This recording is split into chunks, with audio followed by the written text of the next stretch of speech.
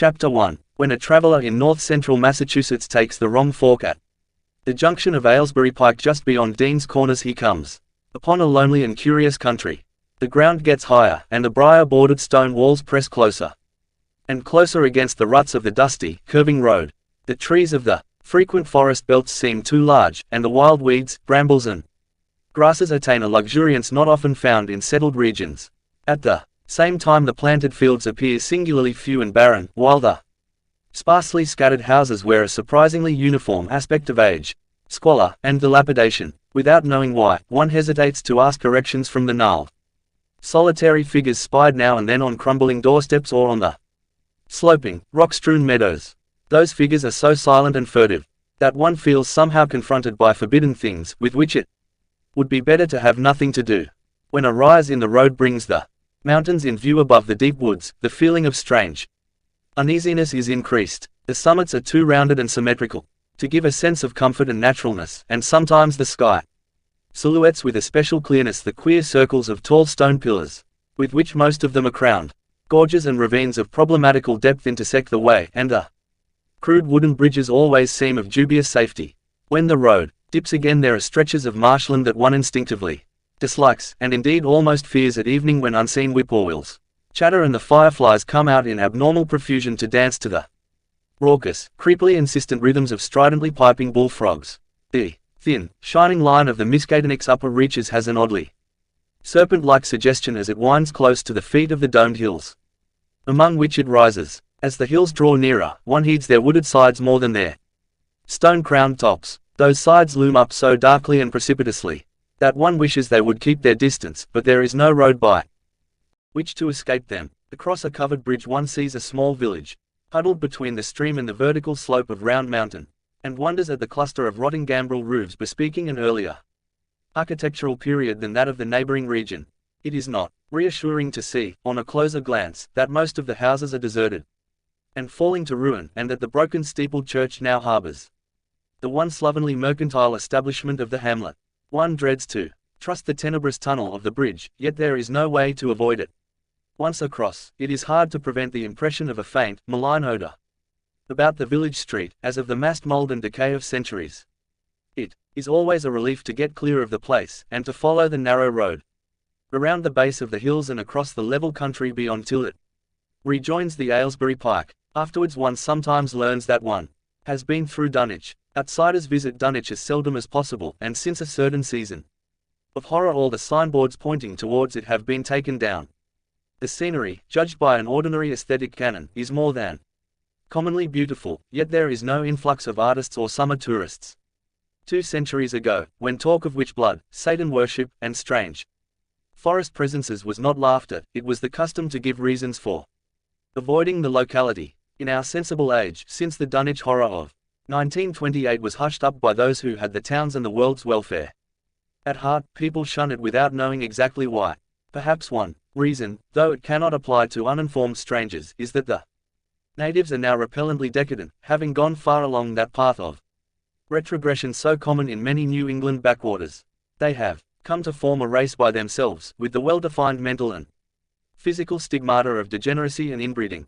The average of their intelligence is woefully low, whilst their annals reek of overt viciousness and of half-hidden murders, incests, and deeds of almost unnameable violence and perversity. The old gentry, representing the 2 or 3 armigerous families which came from Salem in 1692, have kept somewhat above the general level of decay, though many branches are sunk into the sordid populace so deeply that only their names remain as a key to the origin they disgrace. Some of the Whateleys and Bishops still send their eldest sons to Harvard and Miskatonic, though those sons seldom return to the mouldering gambrel roofs under which they and their ancestors were born. No one, even those who have the facts concerning the recent horror, can say just what is the matter with Dunwich, though old legends speak of unhallowed rites and conclaves of the Indians, amidst which they called forbidden shapes of shadow out of the great rounded hills, and made wild orgiastic prayers that were answered by loud crackings and rumblings from the ground below. In 1747 the Reverend Abijah Hoadley, newly come to the Congregational Church at Dunwich Village, preached a memorable sermon on the close presence of Satan and his imps, in which he said, "It must be allowed, that these blasphemies of an infernal train of Demons are matters of too common knowledge to be denied, the cursed voices of Azazel and Buzrael, of Beelzebub and Belial, being heard now from underground by above a score of credible witnesses. Now living, I myself did not more than a fortnight ago catch a very plain discourse of evil powers in the hill behind my house, wherein there were a rattling and rolling, groaning, screeching, and hissing, such as no things of this earth could raise up, and which must needs have come from those caves that only black magic can discover, and only the devil unlock. Mr. Hoadley disappeared soon after delivering this sermon, but the text, printed in Springfield, is still extant. Noises in the hills continued to be reported from year to year, and still form a puzzle to geologists and physiographers. Other traditions tell of foul odors near the hill-crowning circles of stone pillars, and of rushing airy presences to be heard faintly at certain hours from stated points at the bottom of the great ravines, while still others try to explain the Devil's Hop Yard, a bleak, blasted hillside where no tree, shrub, or grass blade will grow. Then, too, the natives are mortally afraid of the numerous whippoorwills which grow vocal on warm nights. It is vowed that the birds are psychopomps lying in wait for the souls of the dying, and that they time their eerie cries in unison with the sufferer's struggling breath. If they can catch the fleeing soul when it leaves the body, they instantly flutter away chittering in demoniac laughter, but if they fail, they subside gradually into a disappointed silence. These tales, of course, are obsolete and ridiculous, because they come down from very old times. Dunwich is indeed ridiculously old, older by far than any of the communities within 30 miles of it. South of the village one may still spy the cellar walls and chimney of the ancient Bishop House, which was built before 1700, whilst the ruins of the mill at the Falls, built in 1806, form the most modern piece of architecture to be seen. Industry did not flourish here, and the 19th century factory movement proved short-lived. Oldest of all are the great rings of rough hewn stone columns on the hilltops, but these are more generally attributed to the Indians than to the settlers. Deposits of skulls and bones, found within these circles and around a sizable table-like rock on Sentinel Hill, sustain the popular belief that such spots were once the burial places of the Pocumtucks, even though many ethnologists, disregarding the absurd improbability of such a theory, persist in believing the remains Caucasian. There was a hideous screaming which echoed above even the hill noises, and the dogs barking on the night Wilbur was born, but no known doctor or midwife presided at his coming. Neighbors knew nothing of him till a week afterward, when old Whately drove his sleigh through the snow into Dunwich village and discoursed incoherently to the group of loungers at Osborne's general store. There seemed to be a change in the old man, an added element of furtiveness in the clouded brain, which subtly transformed him from an object to a subject of fear, though he was not one to be perturbed by any common family event. Amidst it all he showed some trace of the pride later noticed in his daughter, and what he said of the child's paternity was remembered by many of his hearers years afterward. "I don't care what folks think, if Lavaney's boy looked like his pa, he wouldn't look like nothin' ye expect. Ye needn't think the only folks is the folks hereabouts. Lavaney's read some, and has seed some things the most o' ye only tell about. I calculate her man is as good a husband as ye kin find this side of Aylesbury, and, ef ye knowed as much about the hills as I do, ye wouldn't ask no better church weddin' nor her'n. Let me tell ye Southern, some day you folks'll hear a child o' Lavaney's a-callin' its father's name on the top o' Sentinel Hill." The only person who saw Wilbur during the first month of his life were old Zechariah Whately, of the Undercade Whateleys, and Earl Sawyer's common-law wife, Mamie Bishop. Mamie's visit was frankly one of curiosity, and her subsequent tales did justice to her observations, but Zechariah came to lead a pair of Alderney cows which old Whately had bought of his son Curtis. This marked the beginning of a course of cattle buying on the part of small Wilbur's family which ended only in 1928. When the Dunwich horror came and went, yet at no time did the ramshackle Whately barns seem overcrowded with livestock. There came a period when people were curious enough to steal up and count the herd that grazed precariously on the steep hillside above the old farmhouse, and they could never find more than 10 or 12 anemic, bloodless-looking specimens. Evidently some blight or distemper, perhaps sprung from the unwholesome pasturage or the diseased fungi and timbers of the filthy barn, caused a heavy mortality amongst the Whately animals. Odd wounds or sores, having something of the aspect of incisions, seemed to afflict the visible cattle, and once or twice during the earlier. Chapter 2. It was in the township of Dunwich, in a large and partly inhabited farmhouse set against a hillside 4 miles from the village and a mile and a half from any other dwelling, that Wilbur Whately was born at 5 a.m. on Sunday, the 2nd of February, 1913. This date was recalled, because it was Candlemas, which people in Dunwich curiously observe, under another name, and because the noises in the hills had sounded, and all the dogs of the countryside had barked persistently, throughout the night before. Less worthy of notice was the fact that the mother was one of the decadent Whateleys, a somewhat deformed, unattractive, albino woman of 35, living with an aged and half-insane father, about whom the most frightful tales of wizardry had been whispered in his youth. Lavinia Whately had no known husband, but according to the custom of the region made no attempt to disavow the child, concerning the other side of whose ancestry the country folk might, and did, speculate as widely as they chose. On the contrary, she seemed strangely proud of the dark, goatish-looking infant who formed such a contrast to her own sickly and pink-eyed albinism, and was heard to mutter many curious prophecies about its unusual powers and tremendous future. Lavinia was one who would be apt to mutter such things, for she was a lone creature given to wandering amidst thunderstorms in the hills and trying to read the great odorous books which her father had inherited through 2 centuries of Whateleys, and which were fast falling to pieces with age and wormholes. She had never been to school, but was filled with disjointed scraps of ancient lore that old Whately had taught her. The remote farmhouse had always been feared because of old Whately's reputation for black magic, and the unexplained death by violence of Mrs. Whately when Lavinia was 12 years old had not helped to make the place popular. Isolated among strange influences, Lavinia was fond of wild and grandiose daydreams and singular occupations, nor was her leisure much taken up by household cares in a home from which all standards of order and cleanliness had long since disappeared. Months certain callers fancied they could discern similar sores about the throats of the grey, unshaven old man and his slatternly, crinkly-haired albino daughter. In the spring after Wilbur's birth, Lavinia resumed her customary rambles in the hills, bearing in her misproportioned arms the swarthy child. Public interest in the Whateleys subsided after most of the country folk had seen the baby, and no one bothered to comment on the swift development which that newcomer seemed every day to exhibit. Wilbur's growth was indeed phenomenal, for within 3 months of his birth he had attained a size and muscular power not usually found in infants.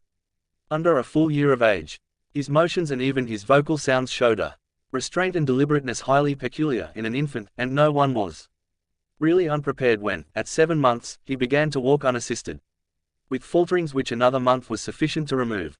It was somewhat after this time, on Halloween, that a great blaze was seen at midnight on the top of Sentinel Hill, where the old table-like stone stands amidst its tumulus of ancient bones.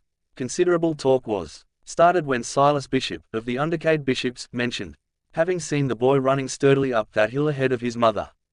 About an hour before the blaze was remarked, Silas was rounding up a stray heifer, but he nearly forgot his mission when he fleetingly spied the 2 figures in the dim light of his lantern.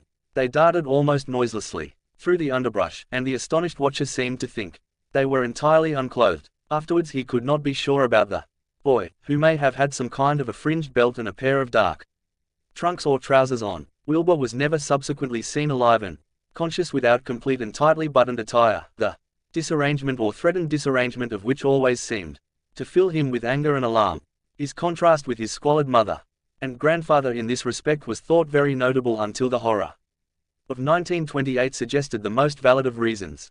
The next January gossips were mildly interested in the fact that Lavinia's black brat had commenced to talk, and at the age of only 11 months. His speech was somewhat remarkable both because of its difference from the ordinary accents of the region, and because it displayed a freedom from infantile lisping of which many children of 3 or 4 might well be proud.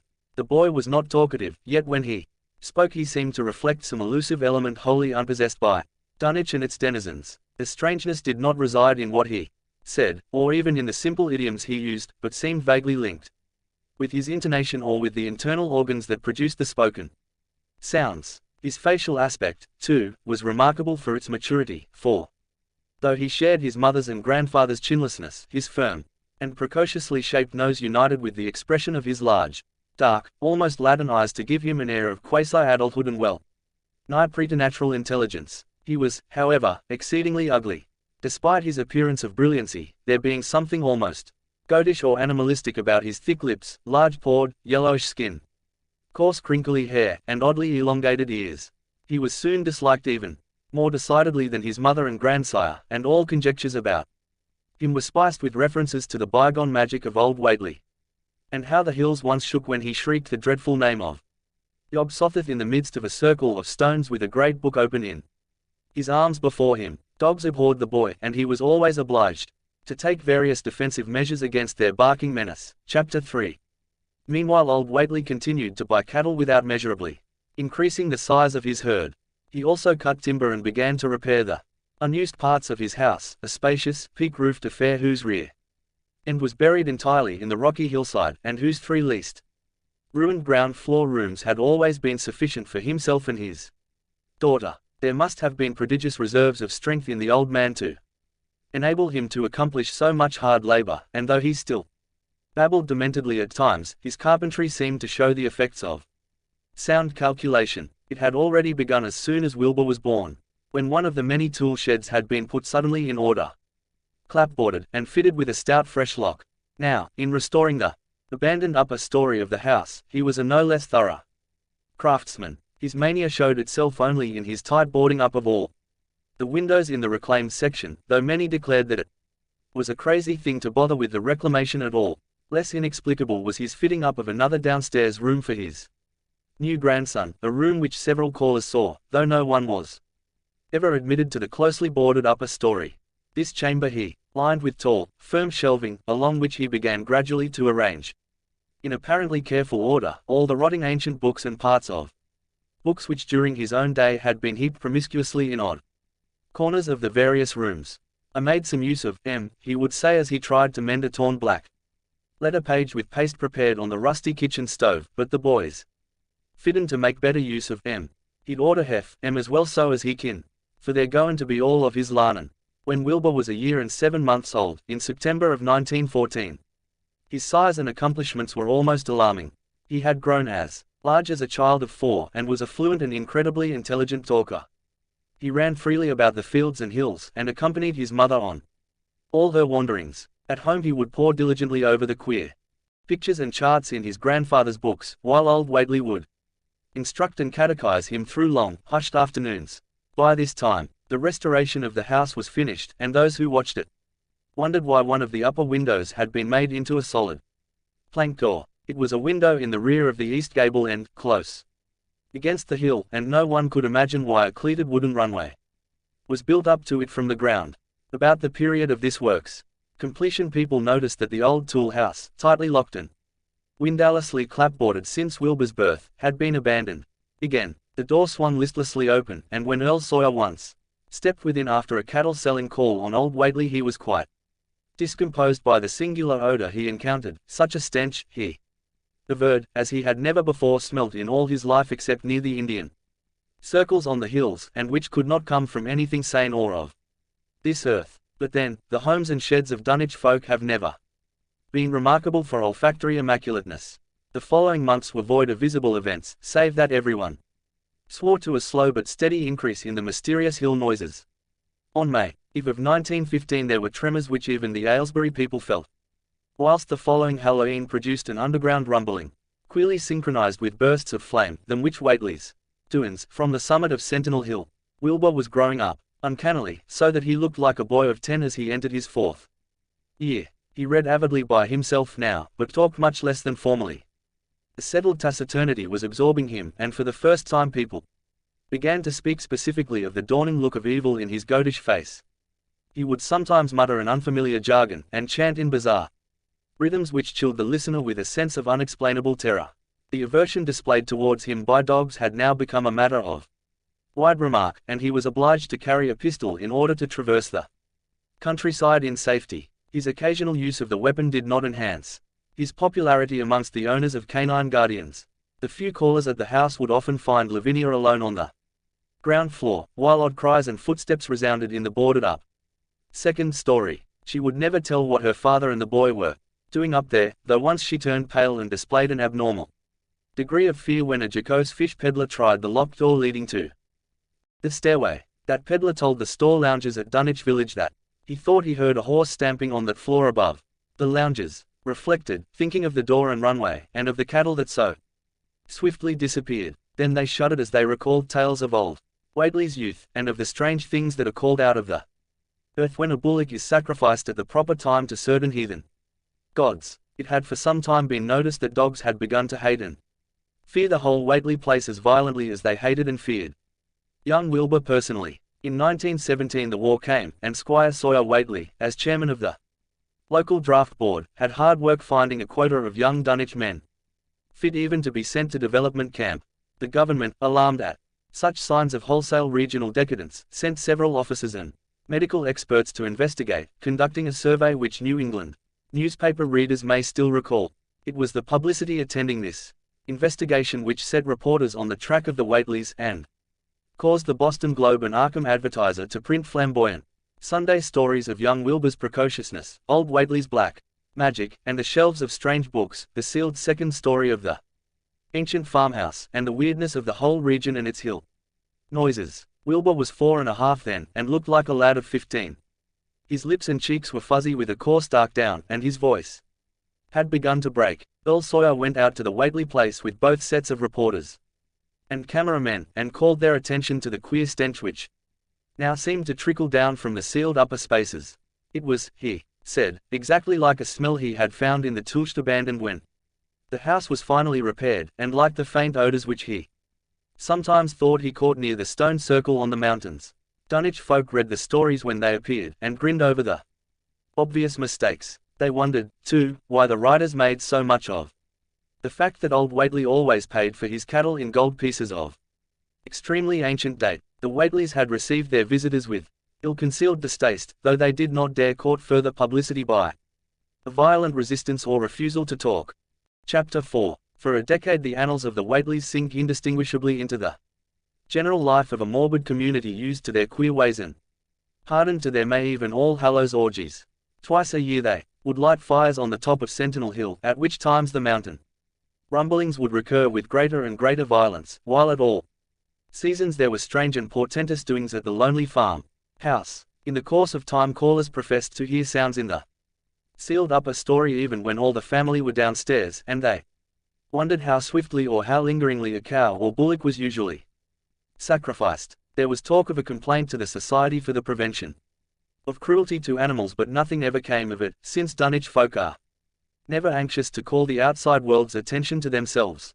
About 1923, when Wilbur was a boy of 10 whose mind, voice, stature, and bearded face gave all the impressions of maturity, a second great siege of carpentry went on at the old house.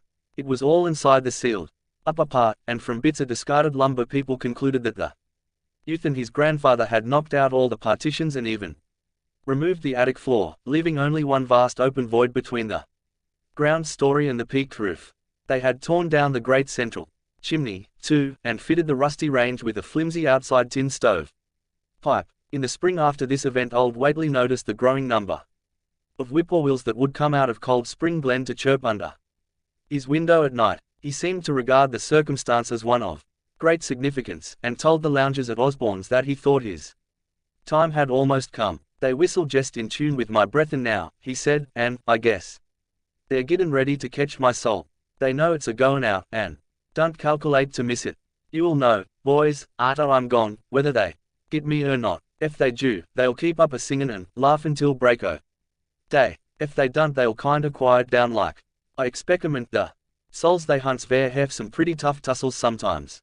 On Lammas night, 1924, Droden of Aylesbury was hastily summoned by Wilbur Whately, who had lashed his one remaining horse through the darkness and telephoned from Osborne's in the village.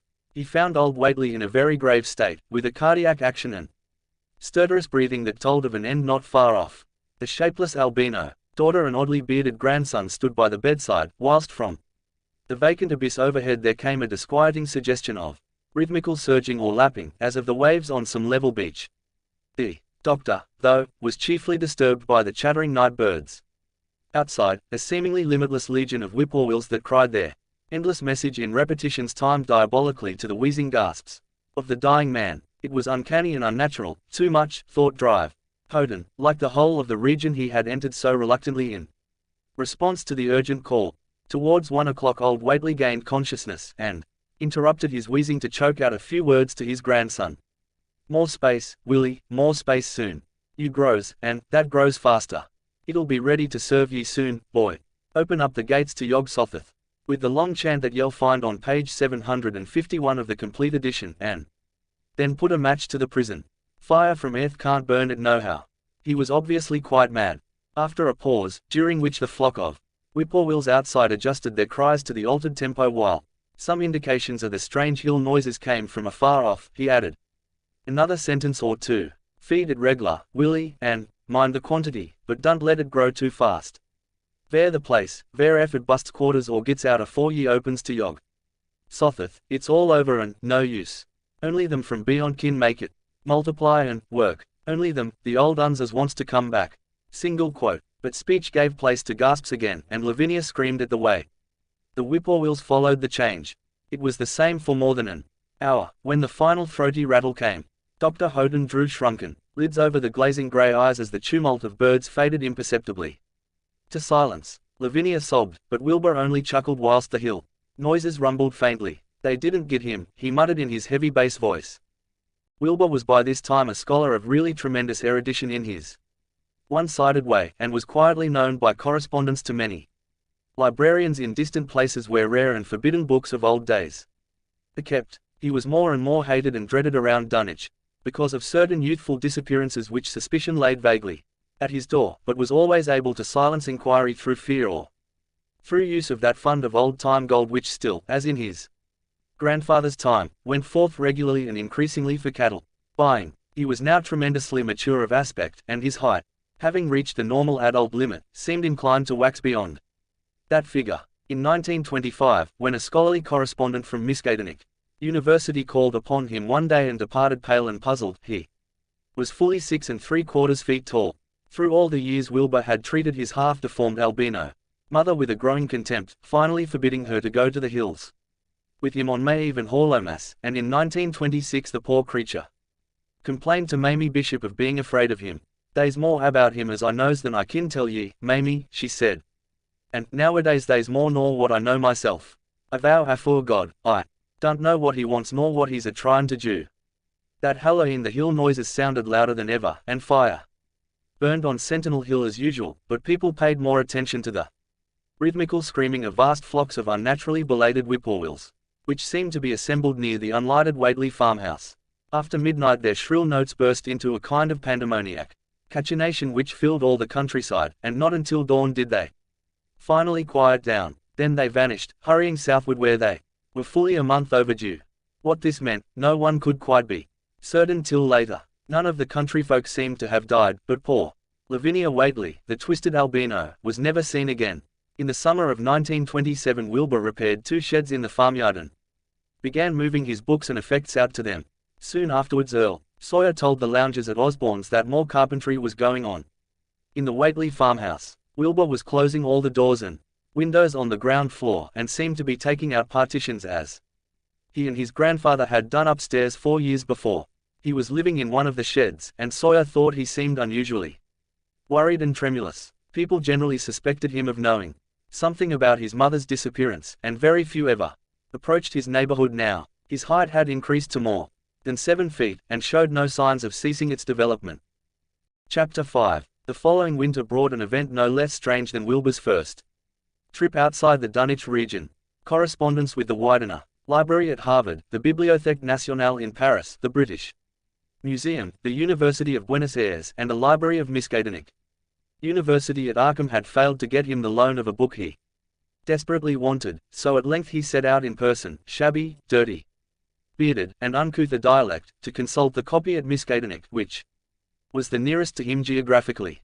Almost 8 feet tall, and carrying a cheap new valise from Osborne's general store, this dark and goatish gargoyle appeared one day in Arkham in quest of the dreaded volume kept under lock and key at the college library, the hideous Necronomicon of the mad Arab Abdul Alhazred in Olos Wormius's Latin version, as printed in Spain in the 17th century. He had never seen a city before, but had no thought save to find his way to the university grounds, where indeed, he passed heedlessly by the great white-fanged watchdog that barked with unnatural fury and enmity, and tugged frantically at its stout chain. Wilbur had with him the priceless but imperfect copy of Dr. Dee's English version which his grandfather had bequeathed him, and upon receiving Access to the Latin copy, he at once began to collate the two texts with the aim of discovering a certain passage which would have come on the 751st page of his own defective volume. This much he could not civilly refrain from telling the librarian, the same erudite Henry Armitage, A.M. Miskatonic, Ph.D. Princeton, Lit. D. Johns Hopkins, who had once called at the farm, and who now politely plied him with questions. He was looking, he had to admit, for a kind of formula or incantation containing the frightful name Yog-Sothoth, and it puzzled him to find discrepancies, duplications, and ambiguities which made the matter of determination far from easy. As he copied the formula he finally chose, Dr. Armitage looked involuntarily over his shoulder at the open pages, the left-hand one of which, in the Latin version, contained such monstrous threats to the peace and sanity of the world. Nor is it to be thought ran the text as Armitage mentally translated it. That man is either the oldest or the last of earth's masters, or that the common bulk of life and substance walks alone. The old ones were, the old ones are, and the old ones shall be. Not in the spaces we know, but between them, they walk serene and primal, undimensioned and to us unseen. Yog-Sothoth knows the gate. Yog-Sothoth is the gate. Yog-Sothoth is the key and guardian of the gate. Past, present, future, all are one in Yog-Sothoth. He knows where the old ones broke through of old, and where they shall break through again. He knows where they had trod earth's fields, and where they still tread them, and why no one can behold them as they tread. By their smell can men sometimes know them near, but of their semblance can no man know, saving only in the features of those they have begotten on mankind, and of those are there many sorts, differing in likeness from man's truest idol unto that shape, without sight or substance which is them. They walk unseen and foul in lonely places where the words have been spoken and the rites held through at their seasons. The wind gibbers with their voices, and the earth mutters with their consciousness. They bend the forest and crush the city, yet may not forest or city behold the hand that smites Cardiff in. The cold waste hath known them, and what man knows Cardiff? The ice desert of the south and the sunken isles of ocean hold stones whereon their seal is engraver, but who hath seen the deep frozen city or the sealed tower long garlanded with seaweed and barnacles? Great Cthulhu is their cousin, yet can he spy them only dimly. Here, Shub-Niggurath, as a foulness shall ye know them. Their hand is at your throats, yet ye see them not, and their habitation is even one with your guarded threshold.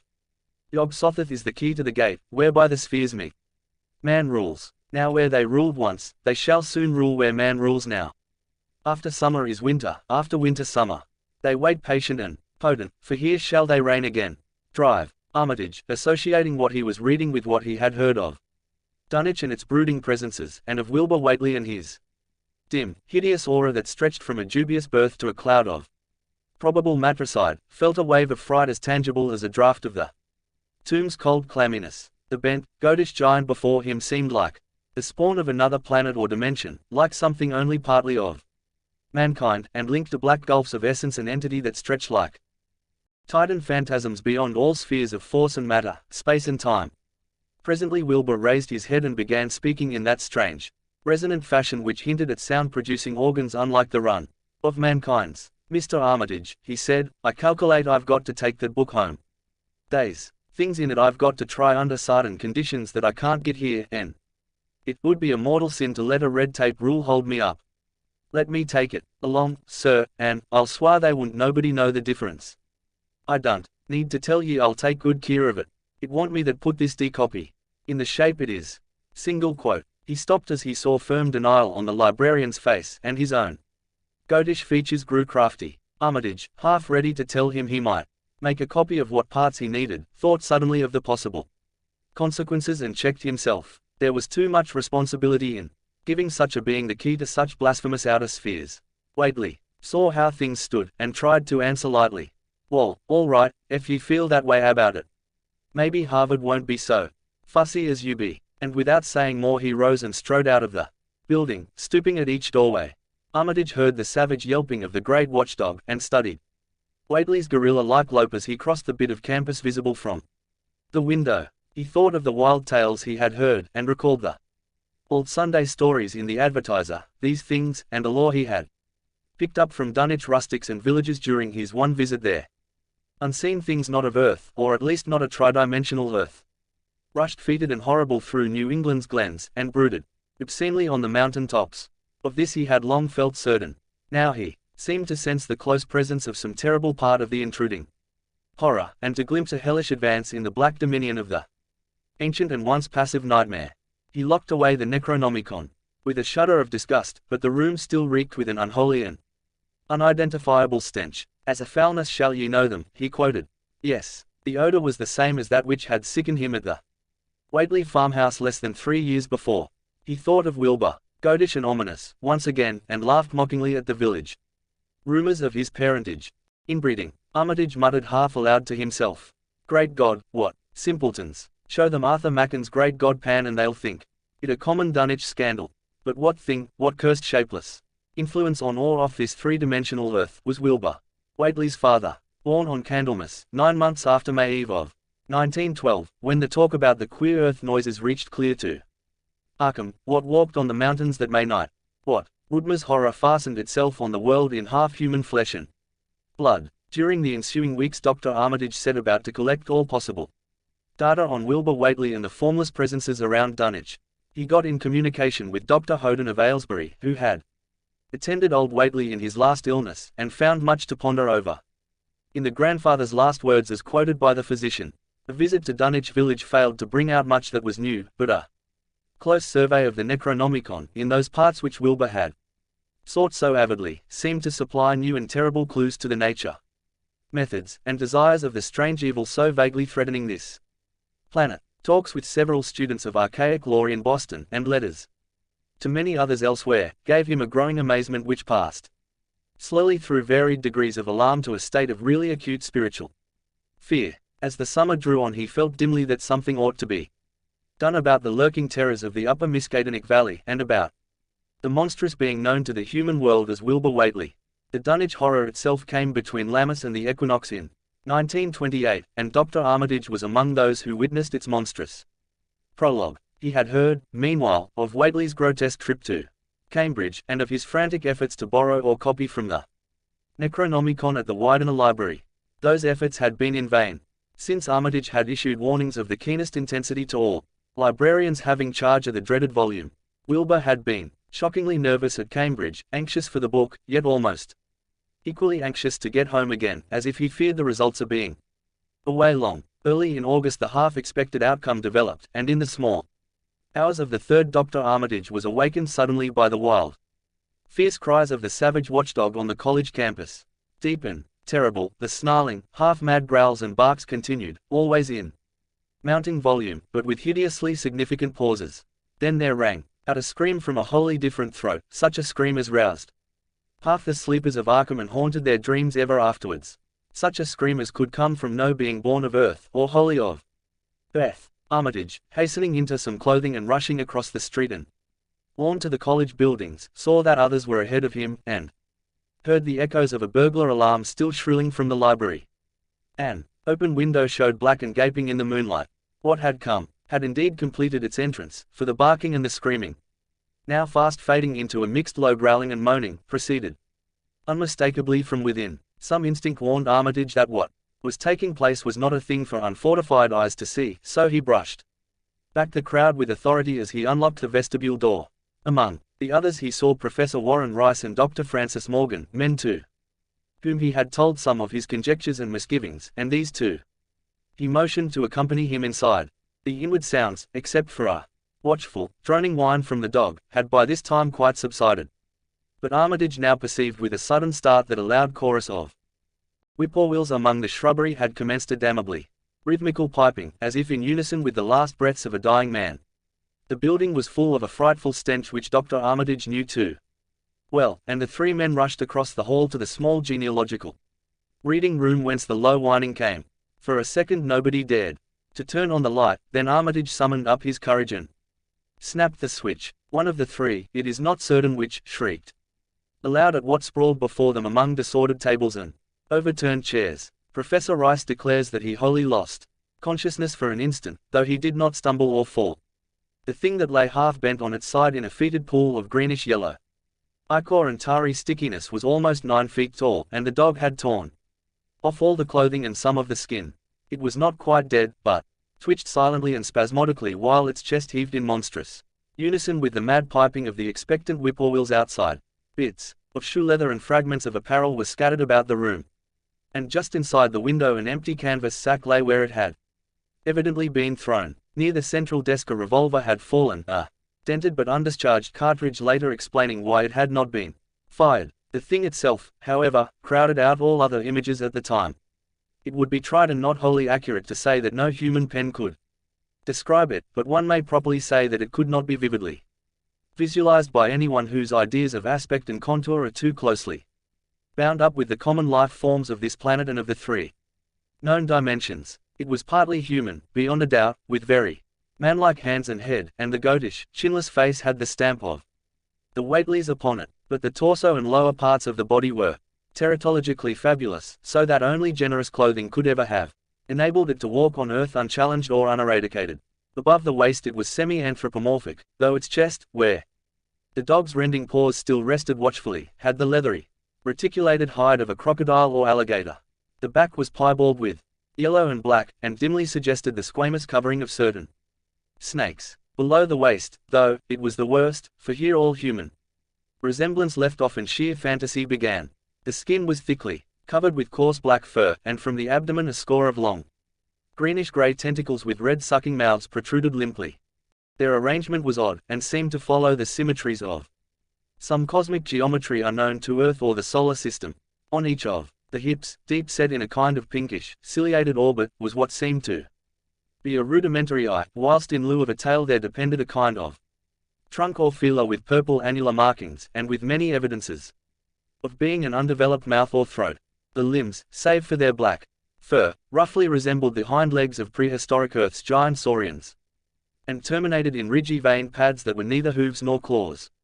When the thing breathed, its tail and tentacles rhythmically changed color, as if from some circulatory cause normal to the non-human greenish tinge, whilst in the tail it was manifest as a yellowish appearance which alternated with a sickly greyish white in the spaces between the purple rings. Of genuine blood there was none, only the fetid greenish-yellow ichor which trickled along the painted floor, beyond the radius of the stickiness, and left a curious discoloration behind it. As the presence of the three men seemed to rouse the dying thing, it began to mumble without turning or raising its head. Drive. Armitage made no written record of its mouthings, but asserts confidently that nothing in English was uttered. At first the syllables defied all correlation with any speech of Earth, but towards the last there came some disjointed fragments evidently taken from the Necronomicon, that monstrous blasphemy in quest of which the thing had perished. These fragments, as Armitage recalls them, ran something like Engai, Engig-ha, Bug Shogog, Yoha, Yog Sotheth, Yog Sotheth. ... They trailed off into nothingness as the whippoorwills shrieked in rhythmical crescendos of unholy anticipation. Then came a halt in the gasping, and the dog raised its head in a long, lugubrious howl. A change came over the yellow, goatish face of the prostrate thing, and the great black eyes fell in appallingly. Outside the window the shrilling of the whippoorwills had suddenly ceased, and above the murmurs of the gathering crowd there came the sound of a panic-struck whirring and fluttering. Against the moon vast clouds of feathery watchers rose and raced from sight, frantic at that which they had sought for prey. All at once the dog started up abruptly, gave a frightened bark, and leaped nervously out of the window by which it had entered. The cry rose from the crowd, and Dr. Armitage shouted to the men outside that no one must be admitted till the police or medical examiner came. He was thankful that the windows were just too high to permit of peering in, and drew the dark curtains carefully down over each one. By this time two policemen had arrived, and Dr. Morgan, meeting them in the vestibule, was urging them for their own sakes to postpone entrance to the stench-filled reading room till the examiner came and the prostrate thing could be covered up. Meanwhile frightful changes were taking place on the floor. One need not describe the kind and rate of shrinkage and disintegration that occurred before the eyes of Dr. Armitage and Professor Rice, but it is permissible to say that, aside from the external appearance of face and hands, the really human element in Wilbur Whately must have been very small. When the medical examiner came, there was only a sticky, whitish mass on the painted boards, and the monstrous odor had nearly disappeared. Apparently Whately had had no skull or bony skeleton, at least, in any true or stable sense. He had taken somewhat after his unknown father. Chapter 7. Yet all this was only the prologue of the actual Dunwich horror. Formalities were gone through by bewildered officials, abnormal details were duly kept from press and public, and men were sent to Dunwich and Aylesbury to look up property and notify any who might be heirs of The late Wilbur Whately. They found the countryside in great agitation, both because of the growing rumblings beneath the domed hills and because of the unwanted stench and the surging, lapping sounds which came increasingly from the great empty shell formed by Whately's boarded-up farmhouse. Earl Sawyer, who tended the horse and cattle during Wilbur's absence, had developed a woefully acute case of nerves. The officials devised excuses not to enter the noisome boarded place, and were glad to confine their survey of the deceased's living quarters, the newly mended sheds, to a single visit. They filed a ponderous report. At the courthouse in Aylesbury, and litigations concerning heirship are said to be still in progress amongst the innumerable Whateleys, decade and undecade, of the upper Miskatonic Valley.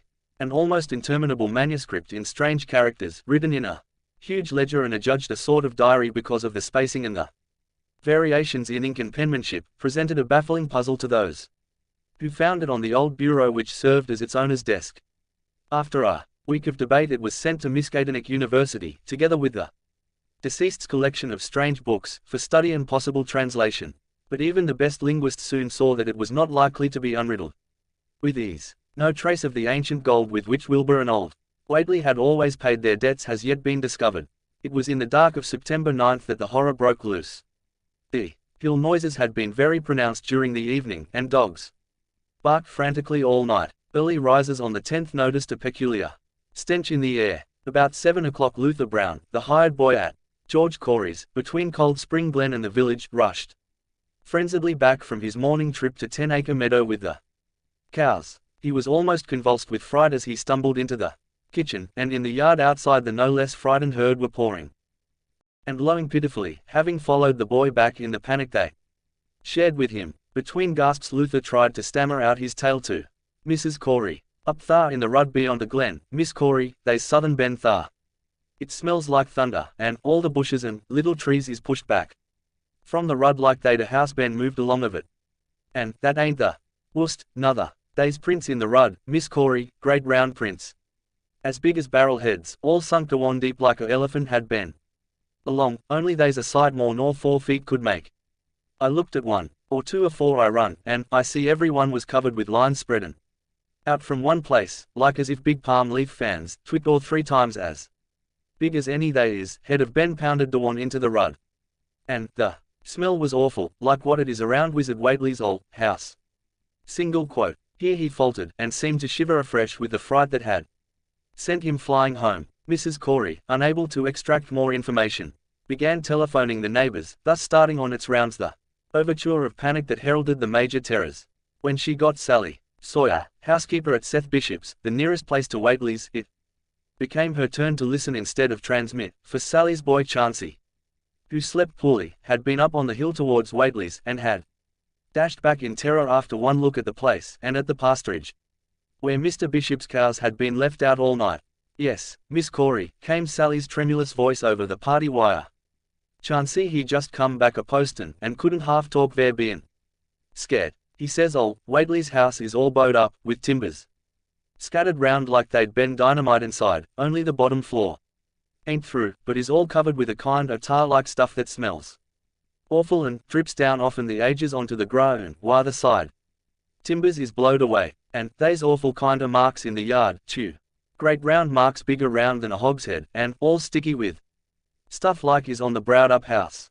Chauncey he says they leads off into the meadows, where a great swath wider and a barn is matted down, and all the stun walls tumbled every which way wherever it goes.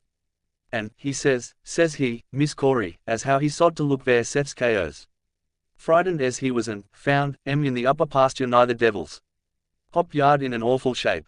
Half on, M's clean gone, and nigh half o' them that's left is sucked most dry o' blood, with sores on like they's been on Whately's cattle ever senk Lavaney's black brat was born. Seth H has gone out now to look at though I'll vow he won't keer ter get very nigh Wizard Whately's. Chauncey didn't look keerful ter see wha the big matted down swath led arter it left the pasturage, but he says he thinks it p'inted towards the glen rud to the village.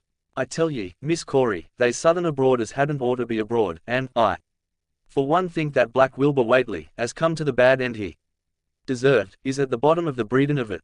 He warn't all human, hisself, I alloos says to everybody, and I think he and ol' Whately muster raised southern in that their nailed-up houses ain't even so human as he was. They's allus been unseen things around Dunwich, livin' things, as ain't human and ain't good ver human folks. The groan was a talkin' last night, and, towards mornin' chancey he heard the whippoorwills so loud in Cold Spring Glen he couldn't sleep. None. Then he thought he heard another faint like sound over towards Wizard Whately's, a kinder rippin' or tearin' o' wood, like some big box or crate was bein' opened fur off. What with this and that, he didn't get to sleep at all till sunup, and no sooner was he up this mornin', but he's got to go over to Whately's and see what's the matter. He see enough. I tell ye, Miss Corey, this don't mean no good, and I think as all the men folks ought to get up a party and do southern. I know southern awfuls about, and feel my time is nigh, though only God knows just what it is. Did your Luther take account o' why them big tracks led to you? No. Wall, Miss Corey, if they was on the Glen Rud this side o' the Glen, and ain't got to your house yet, I calculate they must go into the Glen itself. They would do that. I allus says Col Spring Glen ain't no healthy nor decent place. The whippoorwills and fireflies there never did act like they was creatures o' God, and they's them as says you kin hear strange things rushin' and talkin' in the air to one thar if ye stand in the right place. Between the rock falls and Bear's Den, by that noon fully 3/4 of the men and boys of Dunwich were trooping over the roads and meadows between the new-made Whately ruins and Cold Spring Glen, examining in horror the vast, monstrous prints, the maimed bishop cattle, the strange, noisome wreck of the farmhouse, and the bruised, matted vegetation of the fields and roadside. Whatever had burst loose upon the world had assuredly gone down into the great sinister ravine, for all the trees on the banks were bent and broken, and a great avenue had been gouged in the precipice hanging underbrush. It was as though a house, launched by an avalanche, had slid down through the tangled growths of the almost vertical slope. From below no sound came, but only a distant, undefinable fodder, and it is not to be wondered at that the men preferred to stay on the edge and argue, rather than descend and beard the unknown cyclopean horror in its lair. 3 dogs that were with the party had barked furiously at first, but seemed cowed and reluctant when near the glen. Someone telephoned the news to the Aylesbury Transcript, but the editor, accustomed to wild tales from Dunwich, did no more than concoct a humorous paragraph about it, an item soon afterwards reproduced by the Associated Press. That night everyone went home, and every house and barn was barricaded as stoutly as possible. Needless to say, no cattle were allowed to remain in open pasturage. About 2 in the morning a frightful stench, and the savage barking of the dogs awakened the household at Elmer Fry's, on the eastern edge of Cold Spring Glen, and all agreed that they could hear a sort of muffled swishing or lapping sound from somewhere outside. Mrs. Fry proposed telephoning the neighbors, and Elmer was about to agree when the noise of splintering wood burst in upon their deliberations. It came, apparently, from the barn, and was quickly followed by a hideous screaming and stamping amongst the cattle. The dogs slavered and crouched close to the feet of the fear-numbed family. Fry lit a lantern through force of habit, but knew it would be death to go out into that black farmyard.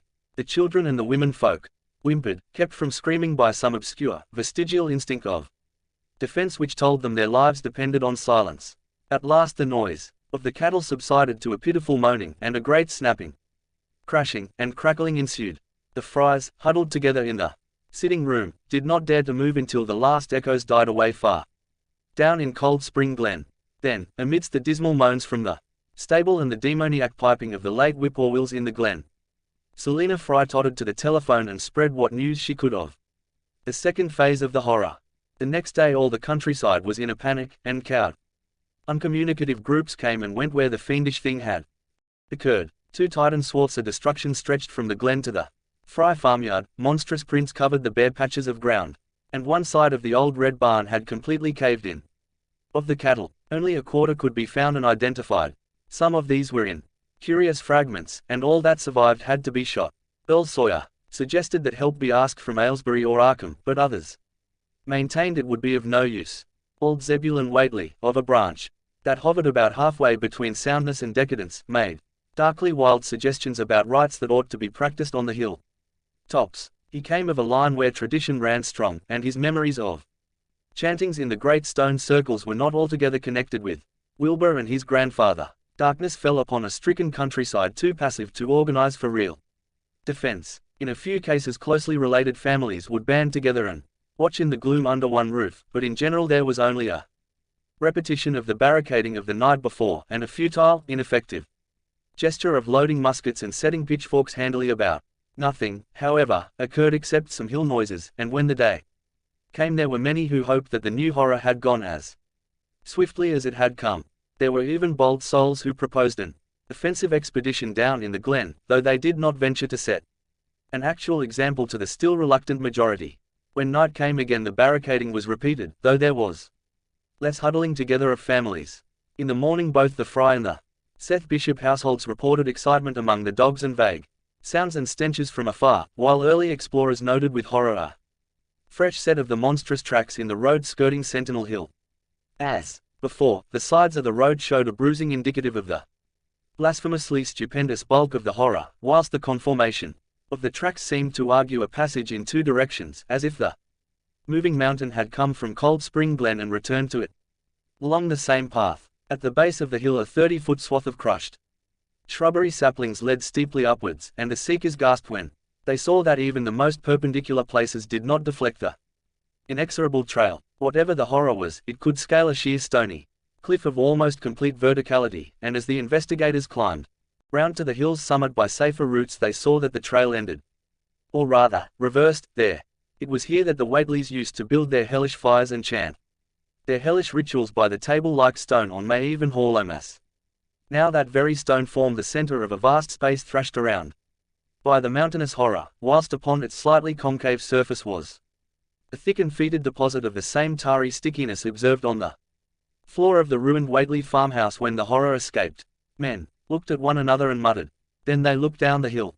Apparently the horror had descended by a route much the same as that of its ascent. To speculate was futile. Reason, logic, and normal ideas of motivation stood confounded. Only old Zebulon, who was not with the group, could have done justice to the situation or suggested a plausible explanation. Thursday night began much like the others, but it ended less happily. The whippoorwills in the glen had screamed with such unusual persistence that many could not sleep, and about 3 a.m. all the party telephones rang tremulously. Those who took down their receivers heard a fright-mad voice shriek out, "Help, oh, my God," and some thought a crashing sound followed the breaking off of the exclamation.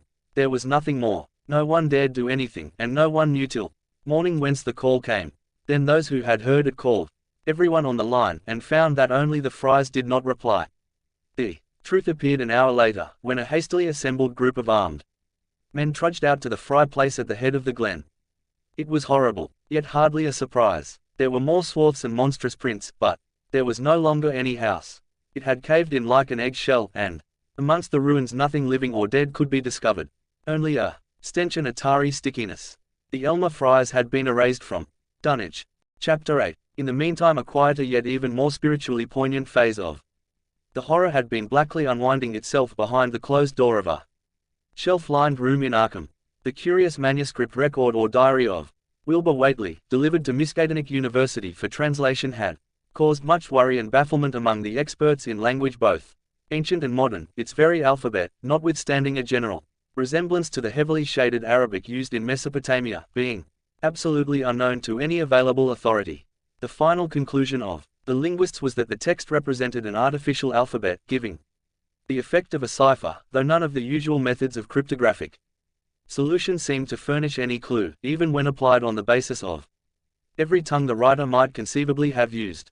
The ancient books, taken from Whateley's quarters, while absorbingly interesting and in several cases promising to open up new and terrible lines of research among philosophers and men of science, were of no assistance whatever in this matter. One of them, a heavy tome with an iron clasp, was in another unknown alphabet, this one of a very different cast, and resembling Sanskrit more than anything else.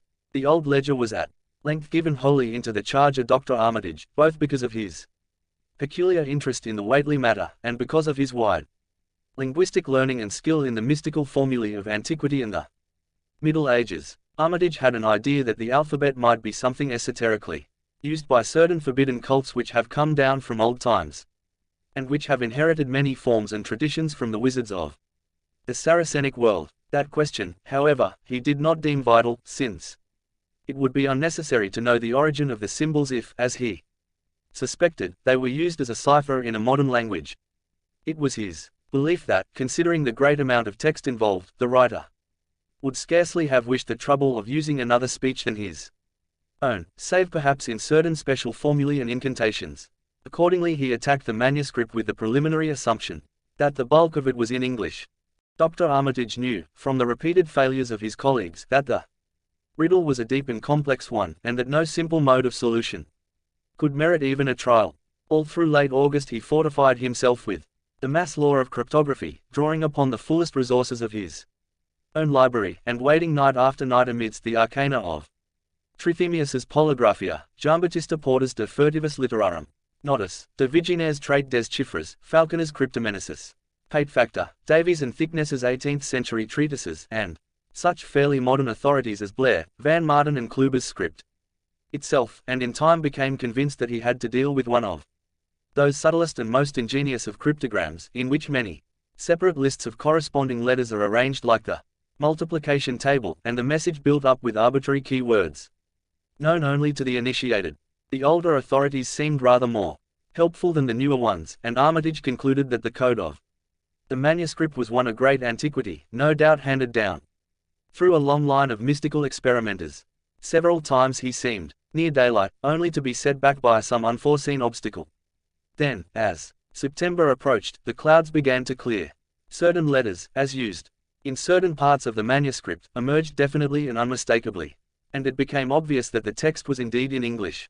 On the evening of September 2 the last major barrier gave way, and Dr. Armitage read for the first time a continuous passage of Wilbur Whately's Annals. It was in truth a diary, as all had thought, and it was couched in a style clearly showing the mixed occult erudition and general illiteracy of the strange being who wrote it.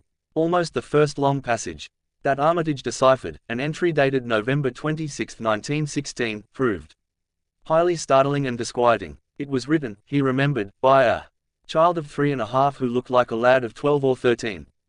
Today learned the Aklo for the Sabbath, it ran, which did not like it being answerable from the hill and not from the air. That upstairs more ahead of me than I had thought it would be, and is not like to have much Beth brain. Shot Elam Hutchins's collie Jack when he went to bite me, and Elam says he would kill me if he dast. I guess he won't. Grandfather kept me saying the dough formula last night, and I think I saw the inner city at the 2 magnetic poles.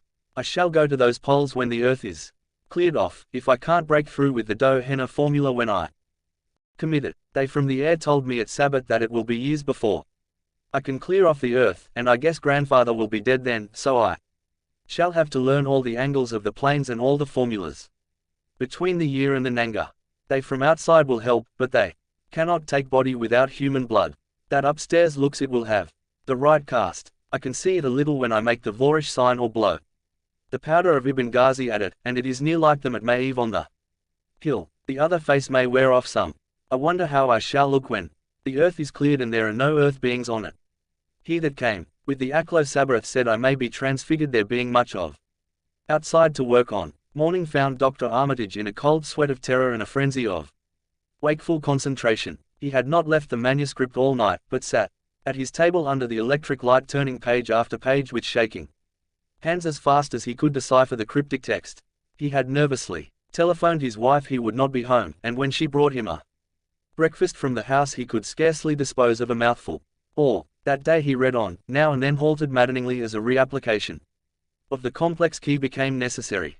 Lunch and dinner were brought him, but he ate only the smallest fraction of either. Toward the middle of the next night he drowsed off in his chair, but soon woke out of a tangle of nightmares almost as hideous as the truths and menaces to man's existence that he had uncovered. On the morning of September 4 Professor Rice and Dr. Morgan insisted on seeing him for a while, and departed trembling and ashen grey. That evening he went to bed, but slept only fitfully.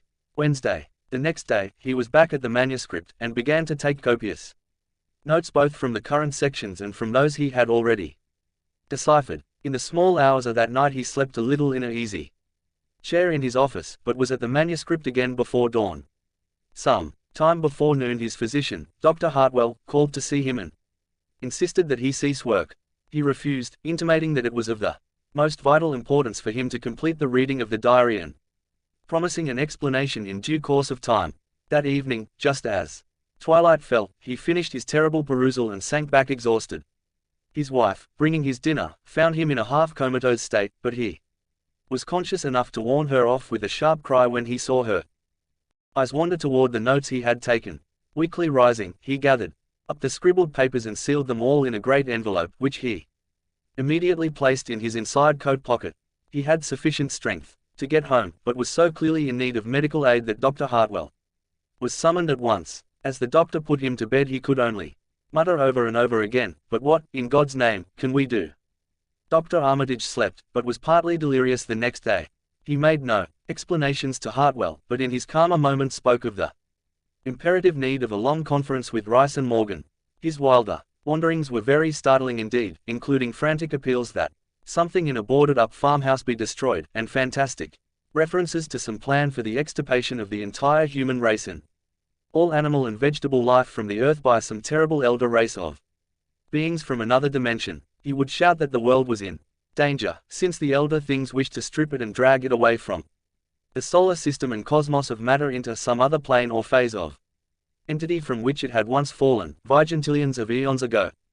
At other times he would call for the dreaded Necronomicon and the Daemonolatria of Remigius, in which he seemed hopeful of finding some formula to check the peril he conjured up. "Stop 'em, stop them," he would shout. "Those Whateleys meant to let them in, and the worst of all is left. Tell Rice and Morgan we must do something. It's a blind business, but I know how to make the powder. ... It hasn't been fed since the 2nd of August, when Wilbur came here to his death, and at that rate." Single quote. But Armitage had a sound physique despite his 73 years, and slept off his disorder that night without developing any real fever. He woke late Friday, clear of head, though sober with a gnawing fear and tremendous sense of responsibility. Saturday afternoon he felt able to go over to the library and summon Rice and Morgan for a conference, and the rest of that day and evening the three men tortured their brains in the wildest speculation and the most desperate debate. Strange and terrible books were drawn voluminously from the stacked shelves and from secure places of storage, and diagrams and formulae were copied with feverish haste and in bewildering abundance. Of skepticism there was none. All three had seen the body of Wilbur Whateley as it lay on the floor in a room of that very building, and after that not one of them could feel even slightly inclined to treat the diary as a madman's raving. Opinions were divided as to notifying the Massachusetts State Police, and the negative finally won. There were things involved which simply could not be believed by those who had not seen a sample, as indeed was made clear during certain subsequent investigations. Late at night the conference disbanded without having developed a definite plan, but all day Sunday Armitage was busy comparing formulae and mixing chemicals obtained from the college laboratory. The more he reflected on the hellish diary, the more he was inclined to doubt the efficacy of any material agent in stamping out the entity which Wilbur Whateley had left behind him, the earth-threatening entity which, unknown to him, was to burst forth in a few hours and become the memorable Dunwich horror. Monday was a repetition of Sunday with Dr. Armitage, for the task in hand required an infinity of research and experiment.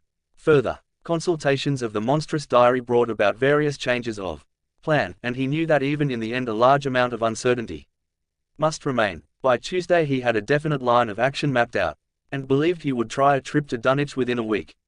Then, on Wednesday, the great shock came. Tucked obscurely away in a corner of the Arkham Advertiser was a facetious little item from the Associated Press, telling what a record-breaking monster the bootleg whiskey of Dunwich had raised up. Armitage, half stunned, could only telephone for Rice and Morgan. Far into the night they discussed, and the next day was a whirlwind of preparation on the part of them all.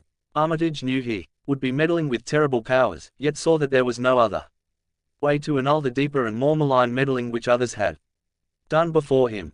Chapter 9. Friday morning Armitage, Rice, and Morgan set out by motor for Dunwich, arriving at the village about 1 in the afternoon.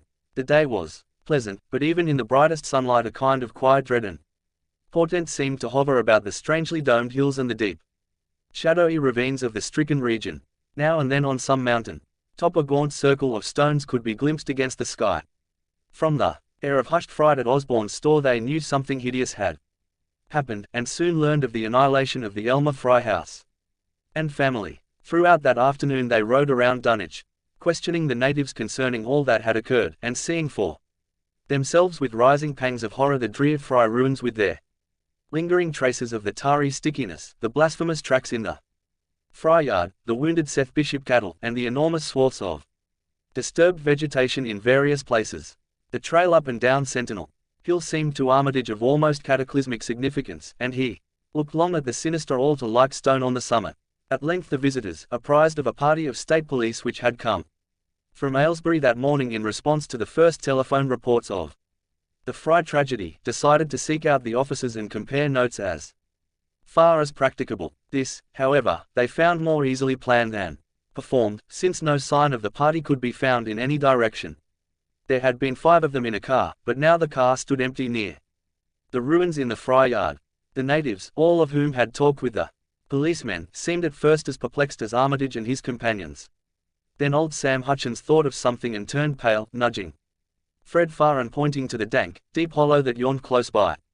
"God," he gasped, "I telled em not to go down into the glen, and I never thought nobody'd do it with 'em tracks and that smell and the whippoorwills a screechin' down thar in the dark o' noonday." Single quote. A cold shudder ran through natives and visitors alike, and every ear seemed strained in a kind of instinctive, unconscious listening. Armitage, now that he had actually come upon the horror and its monstrous work, trembled with the responsibility he felt to be his. Night would soon fall, and it was then that the mountainous blasphemy lumbered upon its eldritch course. Negotiem perambuiens in tenebris. The old librarian rehearsed the formulae he had memorized, and clutched the paper containing the alternative one he had not memorized. He saw that his electric flashlight was in working order. Rice, beside him, took from a valise a metal sprayer of the sort used in combating insects, whilst Morgan uncased the big game rifle on which he relied despite his colleagues' warnings that no material weapon would be of help. Armitage, having read the hideous diary, knew painfully well what kind of a manifestation to expect, but he did not add to the fright of the Dunwich people by giving any hints or clues. He hoped that it might be conquered without any revelation to the world of the monstrous thing it had escaped. As the shadows gathered, the natives commenced to disperse homeward, anxious to bar themselves indoors despite the present evidence that all human locks and bolts were useless before a force that could bend trees and crush houses when it chose. They shook their heads at the visitors' plan to stand guard at the Fry ruins near the glen, and, as they left, had little expectancy of ever seeing the watchers again. There were rumblings under the hills that night, and the whippoorwills piped threateningly. Once in a while a wind, sweeping up out of cold spring glen, would bring a touch of ineffable fodor to the heavy night air, such a fodor as all 3 of the watchers had smelled once before, when they stood above a dying thing that had passed for 15 years and a half as a human being. But the look for terror did not appear. Whatever was down there in the glen was biding its time, and Armitage told his colleagues it would be suicidal to try to attack it in the dark. Morning came wanly, and the night sounds ceased. It was a grey, bleak day, with now and then a drizzle of rain, and heavier clouds seemed to be piling themselves up beyond the hills to the northwest. The men from Arkham were undecided what to do. Seeking shelter from the increasing rainfall beneath one of the few undestroyed Fry outbuildings, they debated the wisdom of waiting, or of taking the aggressive and going down into the glen in quest of their nameless monstrous quarry. The downpour waxed in heaviness, and distant peals of thunder sounded from far horizons. Sheet lightning shimmered, and then a forky bolt flashed near at hand, as if descending into the accursed glen itself. The sky grew very dark, and the watchers hoped that the storm would prove a short, sharp one followed by clear weather. It was still gruesomely dark when, not much over an hour later, a confused babel of voices sounded down the road. Another moment brought to view a frightened group of more than a dozen men, running, shouting, and even whimpering hysterically. Someone in the lead began sobbing out words, and the Arkham men started violently when those words developed a coherent form. "Oh, my God," the voice choked out. "It's a-goin' again, and, this time by day, it's out, and a-movin' this very minute, and, only the Lord knows when it'll be on us all." The speaker panted into silence, but another took up his message. "Nigh on a hour ago Zeb Whately here heard the phone a-ringin', and it was Miss Corey, George's wife, that lives down by the junction. She says the hired boy Luther was out drivin' in the chaos from the storm arter the big bolt, when he see all the trees a-bendin' at the mouth o' the glen, opposite side to this, and smelt the same awful smell like he smelt when he found the big tracks last Monday mornin'. And, he says they was a swishin' lappin' sound, more nor what the bendin' trees and bushes could make, and, all on a sudden the trees along the rud begun to git pushed one side, and they was a awful stompin' and splashin' in the mud. But mind ye, Luther he didn't see nothin' at all, only just the bendin' trees and underbrush. Then fur ahead where Bishopsbrook goes under the rud he heard a awful creakin' and strainin' on the bridge, and says he could tell the sounder would a startin' to crack and split. And all the whiles he never see a thing, only them trees and bushes a bendin'. And when the swishin' sound got very fur off on the rud towards Wizard Whately's and Sentinel Hill, Luther he had the guts to step up while he'd heard it fust. And look at the ground. It was all mud and water, and the sky was dark. And the rain was wiping out all tracks about as fast as could be, but beginning at the glen mouth, while the trees had moved, they was still.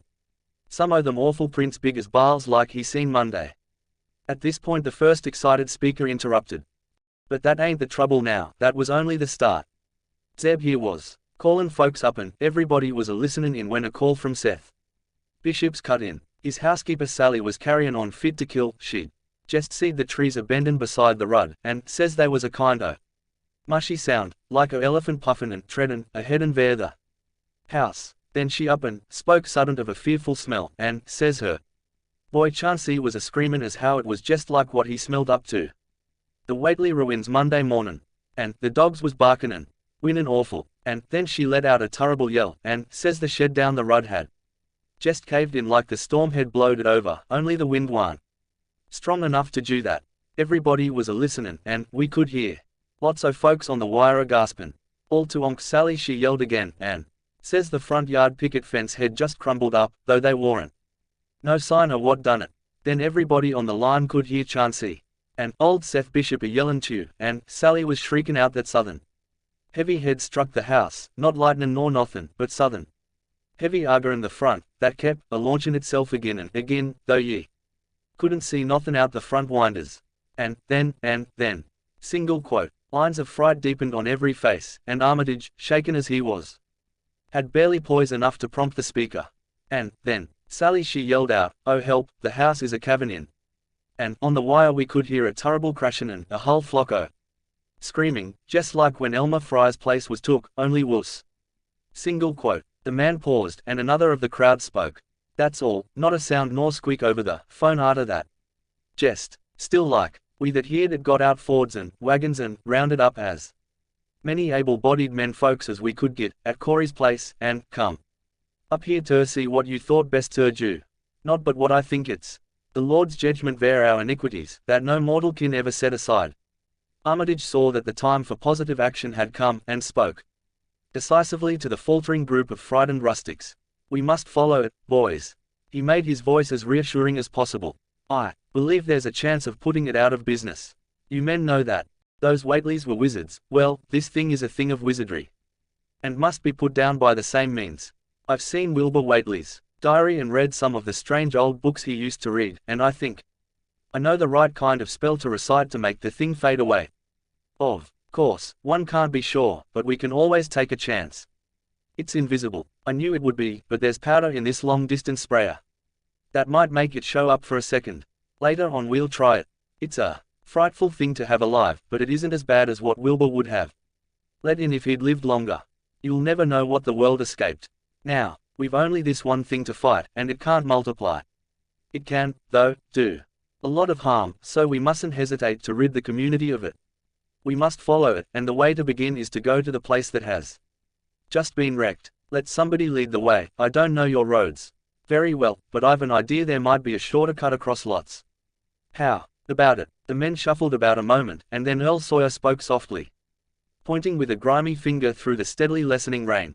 I guess ye kin get to Seth Bishop's quickest by cuttin' across the lower meadow here, waddin' the brook at the low place, and climbin' through Carrier's mowin' and the timber lot beyond. That comes out on the upper rud mighty nigh Seth's, a leetle t'other side. Armitage, with Rice and Morgan, started to walk in the direction indicated, and most of the natives followed slowly. The sky was growing lighter, and there were signs that the storm had worn itself away. When Armitage inadvertently took a wrong direction, Joe Osborne warned him, and walked ahead to show the right one. Courage and confidence were mounting, though the twilight of the almost perpendicular wooded hill, which lay towards the end of their short cut, and among whose fantastic ancient trees they had to scramble as if up a ladder, put these qualities to a severe test. At length they emerged on a muddy road to find the sun coming out. They were a little beyond the Seth Bishop place, but bent treason. Hideously unmistakable tracks showed what had passed by. Only a few moments were consumed in surveying the ruins just round the bend.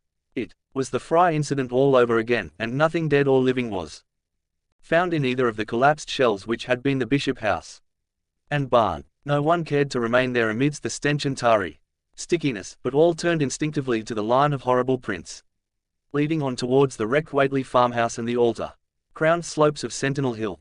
As the men passed the sight of Wilbur Whately's abode they shuddered visibly, and seemed again to mix hesitancy with their zeal. It was no joke, tracking down something as big as a house that one could not see, but that had all the vicious malevolence of a demon. Opposite the base of Sentinel Hill the tracks left the road, and there was a fresh bending and matting visible along the broad swath marking the monster's former route to and from the summit. Armitage produced a pocket telescope of considerable power and scanned the steep green side of the hill. Then he handed the instrument to Morgan, whose sight was keener. After a moment of gazing, Morgan cried out sharply, passing the glass to Earl Sawyer and indicating a certain spot on the slope with his finger. Sawyer, as clumsy as most non-users of optical devices are, fumbled a while, but eventually focused the lenses with Armitage's aid. When he did so his cry was less restrained than Morgan's had been. God almighty, the grass and bushes is movin'. It's a goin' up, slow.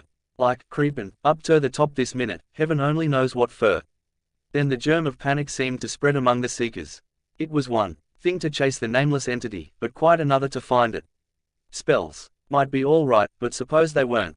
Voices began questioning Armitage about what he knew of the thing, and no reply seemed quite to satisfy. Everyone seemed to feel himself in close proximity to phases of nature and of being utterly forbidden and wholly outside the sane experience of mankind. Chapter 10. In the end the three men from Arkham, old, white-bearded Drive, Armitage, stocky, iron-grey Professor Rice, and lean, youngish Drive Morgan, ascended the mountain alone. After much patient instruction regarding its focusing and use, they left the telescope with the frightened group that remained in the road, and as they climbed they were watched closely by those among whom the glass was passed round. It was hard going, and Armitage had to be helped more than once. High above the toiling group the great swath trembled as its hellish maker repassed with snail-like deliberateness. Then it was obvious that the pursuers were gaining. Curtis Whately, of the Undercade branch, was holding the telescope. When the Arkham party detoured radically from the swath, he told the crowd that the men were evidently trying to get to a subordinate peak, which overlooked the swath at a point considerably ahead of where the shrubbery was now bending. This, indeed, proved to be true, and the party was seen to gain the minor elevation only a short time after the invisible blasphemy had passed it. Then Wesley Corey, who had taken the glass, cried out that Armitage was adjusting the sprayer which Rice held, and that something must be about to happen. The crowd stirred uneasily, recalling that his sprayer was expected to give the unseen horror a moment of visibility. 2 or 3 men shut their eyes, but Curtis Whately snatched back the telescope and strained his vision to the utmost. He saw that Rice, from the party's point of advantage above and behind the entity, had an excellent chance of spreading the potent powder with marvelous effect. Those without the telescope saw only an instant's flash of grey cloud, a cloud about the size of a moderately large building, near the top of the mountain. Curtis, who held the instrument, dropped it with a piercing shriek into the ankle-deep mud of the road. He reeled, and would have crumbled to the ground had not 2 or 3 others seized and steadied him. All he could do was moan half inaudibly, "Oh, oh, great God, that single quote." There was a pandemonium of questioning, and only Henry Wheeler thought to rescue the fallen telescope and wipe it clean of mud. Curtis was past all coherence, and even isolated replies were almost too much for him. Bigger'n a barn, all made o' squirmin' ropes, whole thing sorto shaped like a hen's egg, bigger'n anything, with dozens o' legs like hogs, heads that half shut up when they step, nothin' solid about it, all like jelly, and made o' separate wrigglin' ropes pushed close together. Great bulgin' eyes all over it, 10 or 20 mouths or trunks stickin' out all along the sides, big as stovepipes, and all tossin' and openin' and shuttin', all grey, with kinder blue or purple rings, and God at heaven, that half face on top. Single quote. This final memory, whatever it was, proved too much for poor Curtis, and he collapsed completely before he could say more. Fred Farr and Will Hutchins carried him to the roadside and laid him on the damp grass. Henry Wheeler, trembling, turned the rescued telescope on the mountain to see what he might. Through the lenses were discernible Three tiny figures, apparently running towards the summit as fast as the steep incline allowed. Only these, nothing more. Then everyone noticed a strangely unseasonable noise in the deep valley behind, and even in the underbrush of Sentinel Hill itself. It was the piping of unnumbered whippoorwills, and in their shrill chorus there seemed to lurk a note of tense and evil expectancy. Earl Sawyer now took the telescope and reported the three figures as standing on the topmost ridge, virtually level with the altar stone but at a considerable distance from it. One figure, he said, seemed to be raising its hands above its head at rhythmic intervals, and as Sawyer mentioned the circumstance, the crowd seemed to hear a faint, half-musical sound from the distance, as if a loud chant were accompanying the gestures. The weird silhouette on that remote peak must have been a spectacle of infinite grotesqueness and impressiveness, but no observer was in a mood for aesthetic appreciation. "I guess he's sayin' the spell," whispered Wheeler as he snatched back the telescope. The whippoorwills were piping wildly, and in a singularly curious irregular rhythm quite unlike that of the visible ritual. There was a pandemonium of questioning, and only Henry Wheeler thought to rescue the fallen telescope and wipe it clean of mud. Curtis was past all coherence, and even isolated replies were almost too much for him. "Bigger'n a barn, all made o' squirmin' ropes, whole thing sorto shaped like a hen's egg, bigger'n anything, with dozens o' legs like hogs. Heads that half shut up when they step, nothin' solid about it, all like jelly, and made o' separate wrigglin' ropes pushed close together. Great bulgin' eyes all over it, 10 or 20 mouths or trunks stickin' out all along the sides, big as stovepipes, and all a-tossin' and openin' and shuttin', all grey, with kinder blue or purple rings, and God at heaven, that half face on top." Single quote. This final memory, whatever it was, proved too much for poor Curtis, and he collapsed completely before he could say more. Fred Farr and Will Hutchins carried him to the roadside and laid him on the damp grass. Henry Wheeler, trembling, turned the rescued telescope on the mountain to see what he might. Through the lenses were discernible three tiny figures, apparently running towards the summit as fast as the steep incline allowed. Only these, nothing more. Then everyone noticed a strangely unseasonable noise in the deep valley behind, and even in the underbrush of Sentinel Hill itself. It was the piping of unnumbered whippoorwills, and in their shrill chorus there seemed to lurk a note of tense and evil expectancy. Earl Sawyer now took the telescope and reported the three figures as standing on the topmost ridge, virtually level with the altar stone but at a considerable distance from it. One figure, he said, seemed to be raising its hands above its head at rhythmic intervals, and as Sawyer mentioned the circumstance, the crowd seemed to hear a faint, half-musical sound from the distance, as if a loud chant were accompanying the gestures. The weird silhouette on that remote peak must have been a spectacle of infinite grotesqueness and impressiveness, but no observer was in a mood for aesthetic appreciation. "I guess he's sayin' the spell," whispered Wheeler as he snatched back the telescope. The whippoorwills were piping wildly, and in a singularly curious irregular rhythm quite unlike that of the visible ritual. The speaking impulse seemed to falter here, as if some frightful psychic struggle were going on. Henry Wheeler strained his eye at the telescope, but saw only the three grotesquely silhouetted human figures on the peak, all moving their arms furiously in strange gestures as their incantation drew near its culmination. From what black wells of chirontic fear or feeling, from what unplumbed gulfs of extra-cosmic consciousness or obscure, long-latent heredity, were those half-articulate thunder croakings drawn? Presently they began to gather renewed force and coherence as they grew in stark, utter, ultimate frenzy. Ay-ya ya ya ya ha, ay-ya, na, na, hey-ya. Hey-ya, help, help, F, F, F, father, father, Y-O-G, S-O-T-H-O-T-H. But that was all. The pallid group in the road, still reeling at the indisputably English syllables that had poured thickly and thunderously down from the frantic vacancy beside that shocking altar stone, were never to hear such syllables again. Instead, they jumped violently at the terrific report which seemed to rend the hills, the deafening, cataclysmic peal whose source, be it inner earth or sky, no hero was ever able to place. A single lightning bolt shot from the purple zenith to the altar stone, and a great tidal wave of viewless force and indescribable stench swept down from the hill to all the countryside. Trees, grass, and underbrush were whipped into a fury, and the frightened crowd at the mountain's base, weakened by the lethal foda that seemed about to asphyxiate them, were almost hurled off their feet. Dogs howled from the distance, green grass and foliage wilted to a curious, sickly yellow-grey, and over field and forest were scattered the bodies of dead whippoorwills. The stench left quickly, but the vegetation never came right again. 2. This day there is something queer and unholy about the growths on and around that fearsome hill. Curtis Whately was only just regaining consciousness when the Arkham men came slowly down the mountain in the beams of a sunlight once more brilliant and untainted. They were grave and quiet, and seemed shaken by memories and reflections even more terrible than those which had reduced the group of natives to a state of cowed quivering. In reply to a jumble of questions they only shook their heads and reaffirmed one vital fact. The thing has gone forever, Armitage said. It has been split up into what it was originally made of, and can never exist again. It was an impossibility in a normal world.